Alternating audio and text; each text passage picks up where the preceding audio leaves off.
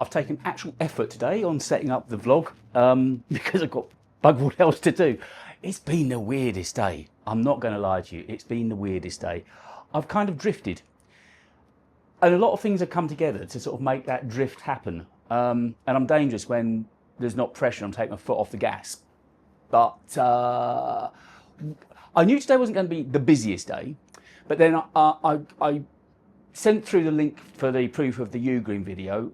Hadn't heard back, so I chased it up. And she, my main contact, is delighted with it. Not one alteration she wants made to the video. I'm really confident about it. Really super confident. Sorry, my OCD's kicking in and that monitor underneath is not straight and it's going to do my head in looking at it. Yeah, she's delighted with it. She just needs the rest of the team to check on it. But even then, she doesn't want it published until Monday the 8th, which leaves me in this weird conundrum. And I'd love to know your thoughts on it. This would be the first week, I think apart from once, that I've not put a video up in the week. Now, I could try and think of an idea tomorrow, and if something great comes to me, fine, I'll do a piece to camera, you know, one of my sit down and talk kind of videos, which do historically badly. But I'm thinking, am I beating myself up here to get some... The other creators you watch, do they religiously every week have something out? I'm thinking no. I mean, certainly the people that I watch, Casey, Peter, Matty, Anthony, don't do it necessarily every week. And this would be the first week that I wouldn't mind having. And don't forget, it's only a case of I wouldn't post on Friday, as opposed to I'll be posting on Monday anyway. There will be a video going live on Monday. So I'm given to think that quality beats quantity, in that I should just sit tight, enjoy a little bit of free time for once, not put myself through the ringer, and just let it be. What would your thoughts be on that? If there's a story you think I should make a video about tomorrow that you think will do really well, let me know. I'm all ears. But that was part of why I drifted today, because I got to that and I thought, oh, okay, no video going today. Then our famous mystery sponsor came back to me in the end and said, oh, thank you for your email. We've just putting together the think tank and brainstorming some ideas. In other words, I'm not going to make any shorts until I've heard back from them, because I want as good a steer as possible to make sure I'm on the brief. And trust me, they'll be as near to 60 seconds as I can make them. I don't know if I'm going to go to the full 3 minutes for them. But again, so that was something else. I was going to come in today, I was going to record a short of my own, 2 shorts of them, and publish the main video.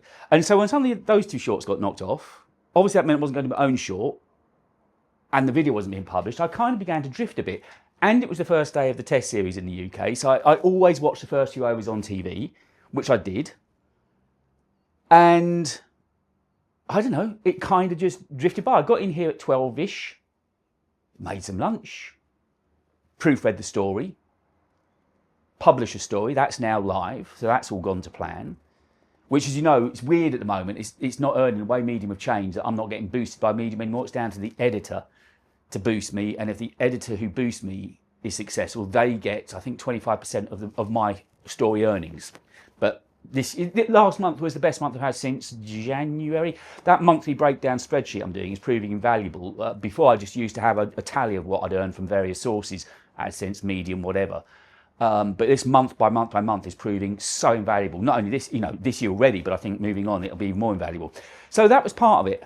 And then I just thought, well, I've been working 7-day weeks and I'm not playing a little violin, but I just thought, if I've got myself a day where I'm just drifting a bit, I shouldn't feel like a criminal. I'm just going to enjoy it. And so I am. I finally talked myself into not feeling bad about it. So I'm recording the vlog nice and early.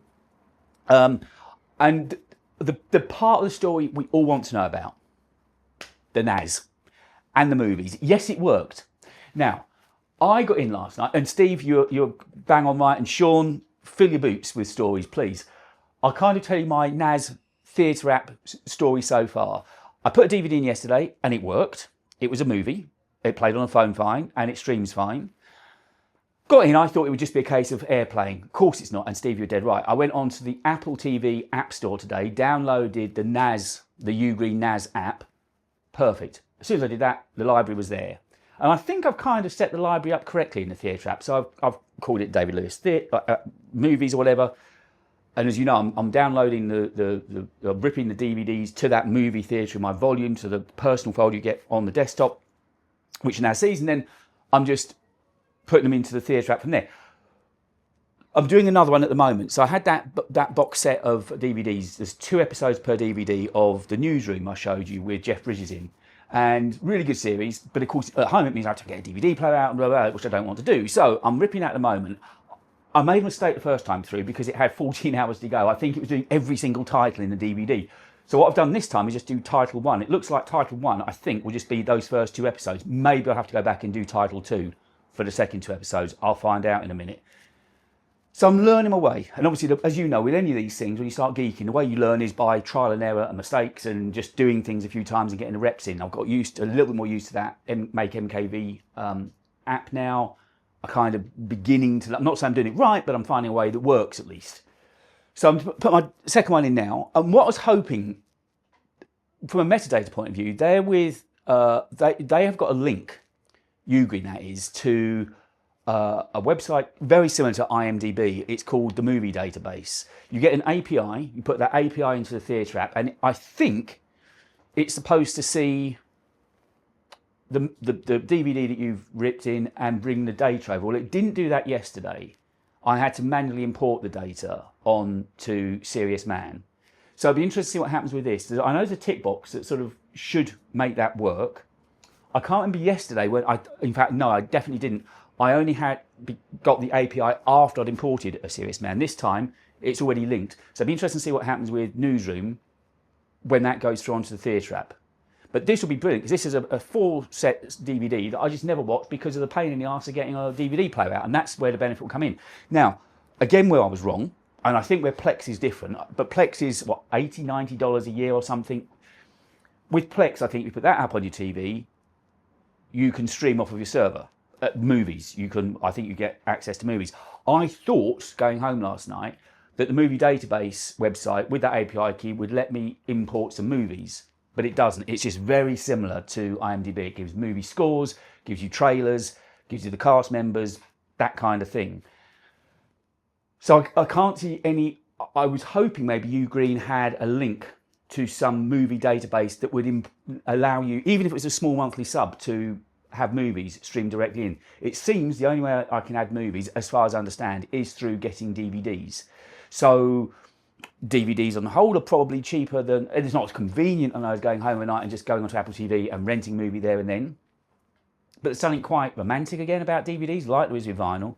I've just written a piece, if you're interested in my writing about it at all, there's a piece that's just gone live on Medium today, and it's on my website, about the Mac Mini and the NAS and how much I'm enjoying it. And I can totally understand why people get into NAS now. I mean, I'm using it all of the time. And it's just me all over, because it's tech, it's geek, it's cool, it's fun, and I'm learning something. So all of that just makes it just tick, tick, tick for me. So the next thing, well, after I've imported this movie, or these couple of episodes, what I've got to, my next, not anxiety, but next thing I've got to try and work out is the NAS themselves. So I've currently got 2 NAS sitting here. I've got my old NAS, the 4800 Plus, which is the workhorse, which is everything that's on there. And I've got the brand new one, the GT, sitting here. I put the drives in today, but I haven't plugged it in, I've done nothing. So I'm of a conundrum, I'm not sure what to do.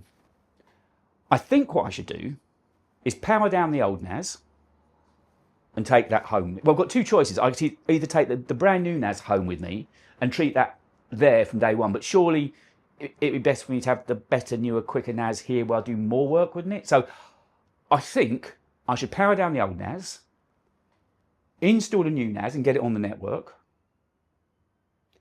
Then, before I power down that old NAS, if I copy the music file and copy my photos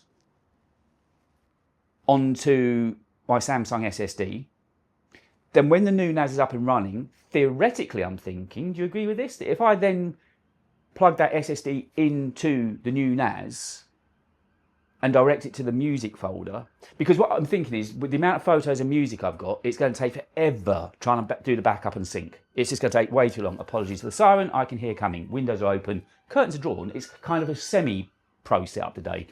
We're doing it, well, the best lens I've got. Oh, siren's gone away. Excellent.